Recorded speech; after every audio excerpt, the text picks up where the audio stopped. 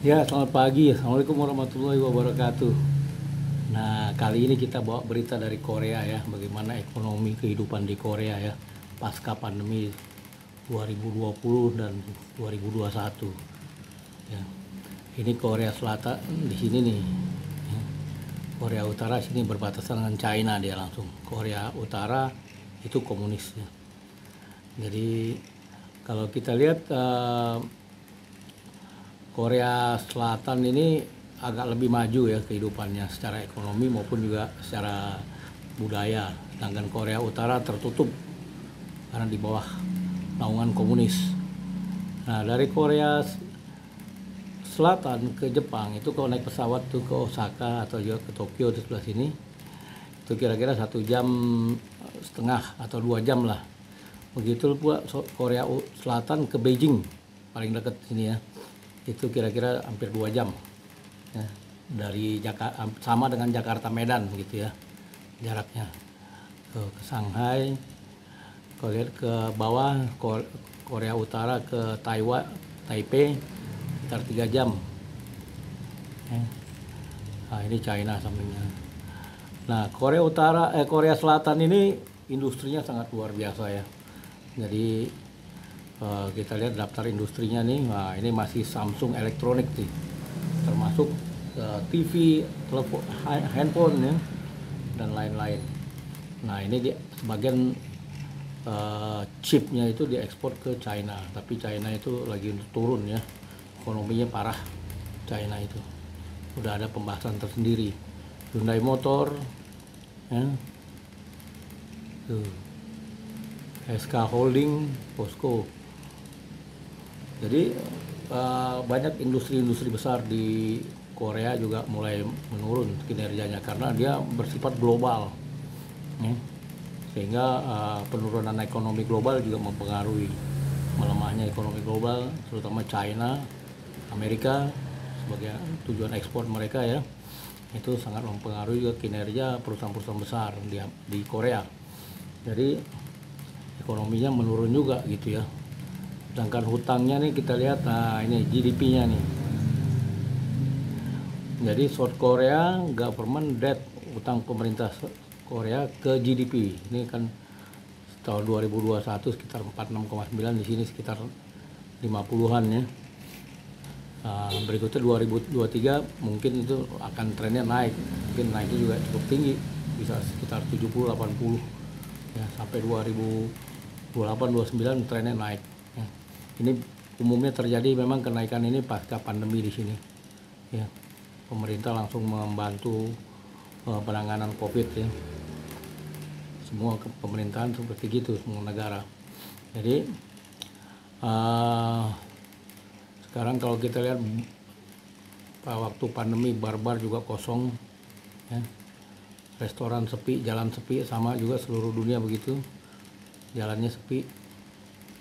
Nah, ini masih dampaknya masih terasa sampai sekarang juga, walaupun bagaimana kita lihat bulan Juni lalu itu pandemi COVID kembali ke China ya, korbannya banyak juga, sekitar 65 juta orang terdampak COVID di China, dan ini masih juga berdampak ke negara-negara lainnya ya. Bar-bar sepi.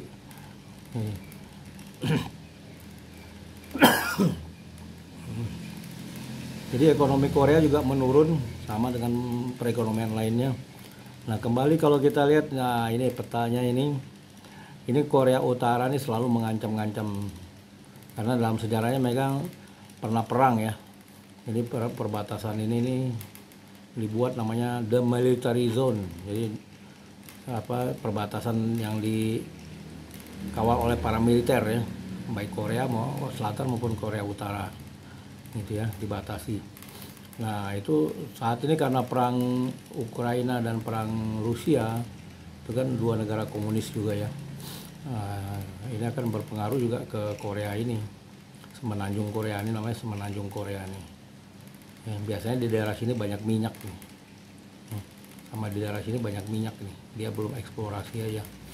Nah, itu karena perang di Rusia dan juga ini Korea Utara nih selalu menakut-nakuti terus dengan misil lah, percobaan misil, percobaan nuklir. Dia selalu menakut-nakuti terus, sehingga investasi di daerah sini Korea Selatan terganggu, terutama investor asing. Kecuali investor seperti Amerika yang besar-besar mungkin nggak takut, tapi yang kecil-kecil takut. Nah, biasanya karena Korea ini bisnisnya global ya, seperti ini Samsung ya, perusahaan-perusahaan ini katakan sampai ke bawah-bawah ini, perusahaan-perusahaan besar di Korea ya, 14 saja katakan gitu ya, terbesar di Korea. Ini bisnisnya global, pasti terganggu gitu ya. Dan juga biasanya mereka investasi di properti ya, di China, Singapura, Taiwan, termasuk juga di Indonesia. Nah, sekarang ini juga parah ya, orang-orang Korea yang ada di Indonesia juga pengusahanya juga lagi lesu darah lah istilahnya, seperti Hyundai ya, mobil Kia itu juga lagi parah sekarang di Indonesia. Nah, kalau musik ya, entertainment seperti K-pop, itu K-pop juga udah parah ya. Selain bahasanya juga banyak yang nggak ngerti ya. Ini juga budayanya lain dari Indonesia gitu, atau dari Asia lainnya, seperti katakan dari China budayanya lain. Singapura juga budayanya lain, banyak terutama bahasa Inggris lagu-lagunya. Jadi sebagai contoh aja di Amerika, Bon Jovi, nah itu yang musisi terkenal ya, dengan tarik suaranya oke banget. Itu paling ngetop itu lagu-lagunya di Amerika. Kalau kita lihat di radio diputar-putar atau di TV ya, itu paling satu lagu yang pop yang terkenal paling hit itu masuk dalam 3 besar hanya bertahan 18 hari atau paling lama 28 hari ya, itu masih masuk 10 besar. Berikutnya muncul lagu-lagu baru gitu ya, atau lagu lama di recycle gitu ya. Itu di Amerika begitu. Katakan lagu Michael Jackson di radio-radio gitu ya, itu ngetopnya hanya sekitar 18 sampai 20 hari aja masuk ranking top hit, ranking katakan 3 besar. Berikutnya turun, masuk lagu baru-baru lagi gitu. Itu lagu berbahasa Inggris ya. Nah, apalagi K-pop ini kan bahasa Korea, nggak jelas, nari-narinya juga udah seperti modern ya. Itu koreografinya itu udah modern Korea, jadi nggak begitu laku lagi gitu. Itu paling cepat sekarang sebulan aja udah orang udah nggak begitu suka lagi gitu ya. Nah, itu jadi walaupun dipromosikan bagaimana, lama-lama keuangannya juga terbatas gitu ya kalau mau bermain global gitu. Lain halnya dengan Amerika, karena pencipta lagu di Amerika itu benar-benar dia memikirkan lirik lagu, melodi, harmoni, itu dia pikirkan secara global gitu ya, dan dia riset gitu ya.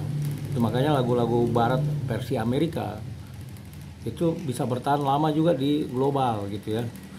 Jadi ya, kalau Korea K-pop ini paling anak-anak remaja aja ya, dimana kalau di Indonesia kan duitnya juga terbatas anak remaja itu ya. Kalau mau menembus pasar-pasar Asia itu kekuatannya udah boleh katakan udah melemah saat ini, udah nggak kuat itu K-pop itu ya. Selain ekonomi di negara Asia juga melemah, di samping itu juga di Korea sendiri mereka juga udah mulai nggak terkenal lagi gitu ya, udah nggak mania lagi, karena ya itu keuangan masing-masing negara lagi melemah, otomatis rakyatnya juga mikirin perut daripada mikirin lagu-lagu K-pop gitu ya gitu. Jadi boleh dikatakan Korea ini menuju melemah, tapi masih bisa bertahan ya, karena kalau kita lihat ini juga pertumbuhan ekonominya ini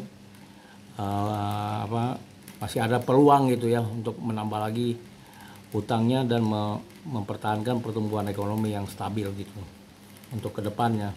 Tapi dengan melemahnya ekonomi China ini ancaman baru bagi industri besar Korea ya. Ini semua ini akan segera turun lagi nih ya. Ini kan profitnya 18,4 miliar US dollar. Ini jauh banget nih. Hyundai itu anjlok tajam banget ya. Jadi kalau Samsung masih kuat, otomotif sama industri-industri besarnya seperti perkapalan ya, itu udah mulai babak belur ya. Jadi nggak banyak diharapkan dari Korea ini ya. karena investor-investor dari Korea ini juga udah mulai melemah gitu ya. Di Jakarta sendiri atau di Jabodetabek juga industri mereka udah mulai terganggu gitu ya. Jadi baik industri alat-alat berat, industri budaya, atau yang terkenal dengan K-pop, itu kan K-pop ada beberapa grup gitu ya. Jadi itu mungkin sudah mulai melemah juga gitu. Dan di Korea sendiri udah mulai terganggu. Karena banyak orang Korea juga itu waktu pandemi, waktu sepi-sepinya pandemi ini ya, banyak orang Korea tuh pada pulang kampung, nggak mau di kota-kota besar lagi gitu. Nah kalau terlalu lama di kampung, mereka akhirnya usahanya usaha yang kecil-kecilan aja di kampung. Ya. Ini kalau kita lihat sepi, jalanan-jalanan juga, gitu ya. Tuh jalanan sepi semua. Sampai sekarang juga nggak jauh-jauh berbeda kayak gini aja nih, karena ancaman nuklir itu menakutkan sekali, dan juga polusi tinggi di Korea, maupun juga ancaman COVID COVID versi baru ya, baik dari sebaran dari China maupun juga sebaran dari negara-negara lainnya gitu, seperti yang terdekat seperti dari Jepang maupun dari Korea Utara. Jadi boleh dikatakan sulit bangkitnya perekonomian Korea nih karena faktor Cina ini ya. Faktor Cina ini yang ini ekonominya melemah terus, trennya China melemah terus. Dan China ini sekarang juga mengkonsentrasikan kekuatan militernya gitu, bukan industri konsumer. Propertinya udah bangkrut, banyak properti bangkrut di China. Yang menjadi masalah di China dan India itu penduduknya banyak banget gitu. Di China itu sekitar 1,5 M dan di India 1,5 M. Jadi bagaimana membagi kuenya itu untuk penduduk yang banyak banget itu yang menjadi kesulitan tersendiri ya. Sekarang Beijing ini atau China nih penduduknya 1,5 M, 1,5 M gitu ya.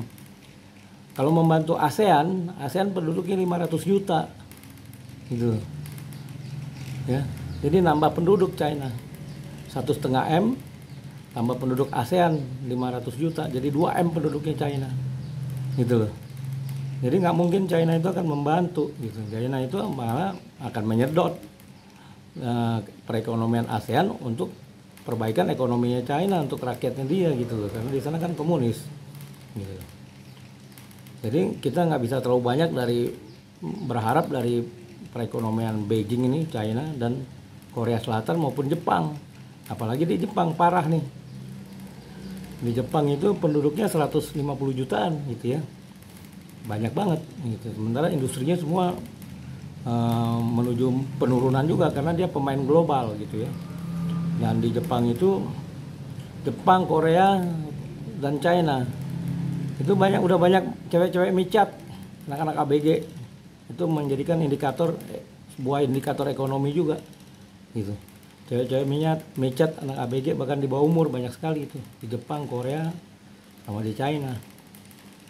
Parah gitu ya. Jadi indikator ekonomi selain data-data yang makroekonomi, tapi data sosial juga penting gitu.